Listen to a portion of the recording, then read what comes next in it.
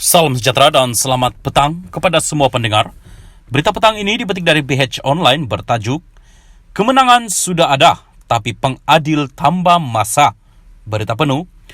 Kuala Lumpur, heboh di media sosial Presiden PAS Tan Sri Abdul Hadi terus mempertikaikan pelantikan Datuk Sri Anwar Ibrahim sebagai Perdana Menteri ke-10. Ini kerana beliau dikatakan menyindir keputusan pihak Istana Negara apabila mengaitkan pelantikan itu dengan masa kecederaan dalam perlawanan bola sepak. Menggunakan analogi perlawanan bola sepak, Timbalan Pengurusi Perikatan Nasional PN itu berkata, cara pelantikan Anwar umpama memberikan masa tambahan bagi membolehkan Pakatan Harapan PH menggumpul lebih banyak ahli parlimen bagi menyokongnya. Ketika kerancakan Piala Dunia yang sedang berlangsung, Abdul Hadi mendakwa ketika Tan Sri Muhyiddin Yassin telah menang kerana berjaya melepasi 112 majoriti muda, PH dan Anwar sebaliknya diberikan masa tambahan untuk mencari sokongan tambahan. Perkara itu dinyatakannya dalam Twitter beliau alias Abdul Hadi Awang semalam dan kenyataan sepenuhnya disiarkan juga oleh portal berita PAS Harakat Daily. Bagaimana pula kalau pengadil menambah masa bukan kerana faktor kecederaan atau seri tiada keputusan? Padahal keputusannya sudah ada kemenangan pada satu pihak, ada mata dan golnya.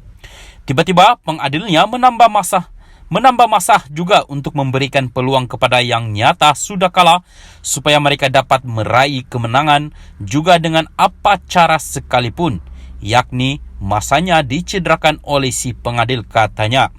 Ini dipercayai merujuk kepada sokongan 115 sokongan ahli parlimen yang diterima oleh Muhyiddin pada Ahad selepas hari pengundian dan memaklumkan kepada Istana Negara bahawa PN telah menang dan Muhyiddin patut dilantik sebagai Perdana Menteri. Setakat pagi ini, Twitter beliau mendapat lebih 2,000 komen termasuk Datuk Seri Muhammad Azmin Ali yang tewas mempertahankan kerusi Gombak pada PRU15 pada 19 November lalu. Bekas timbalan Presiden Parti Keadilan Rakyat PKR yang menyertai bersatu itu menerusi Twitter alias Azmin Ali membalas dengan menulis berhemah dan bijaksana. Alias Faizal MN pula menulis Agong dah bagi cadangan pertama PH tambah PN tapi kau dengan angku tolak sambil bagi tahu cukup SD sedangkan Agong tak cadangkan SD. Kau memandai nak pakai SD. Bila kau reject, Agong terpaksa cadang PH tambah BN dengan nasihat Majlis Raja-Raja. Sekarang kau hina Agong dengan kiasan.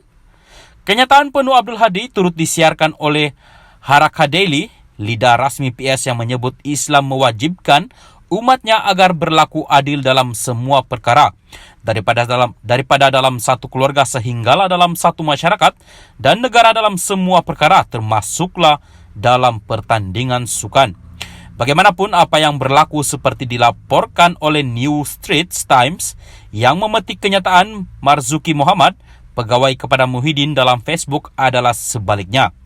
Beliau mendakwa bosnya enggan menandatangani cadangan kerajaan perpaduan yang dikemukakan pihak Istana. Pihak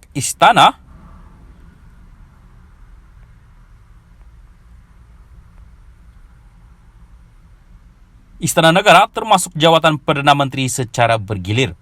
Menceritakan apa yang berlaku pada 22 November, beliau berkata, Muhyiddin menolak cadangan itu dan memaklumkan kepada Yang di-Pertuan Agong ia bertentangan dengan dasar PN dan mandat yang diberikan pengundi.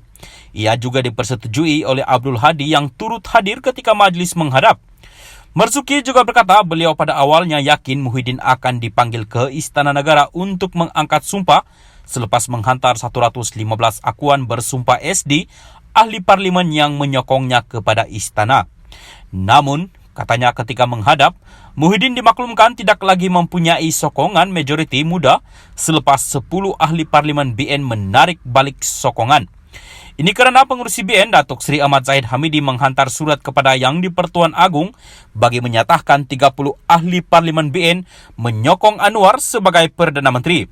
Marzuki juga berkata beliau menerima pelantikan Anwar oleh Yang di-Pertuan Agong selepas perbincangan khas Raja-Raja Melayu.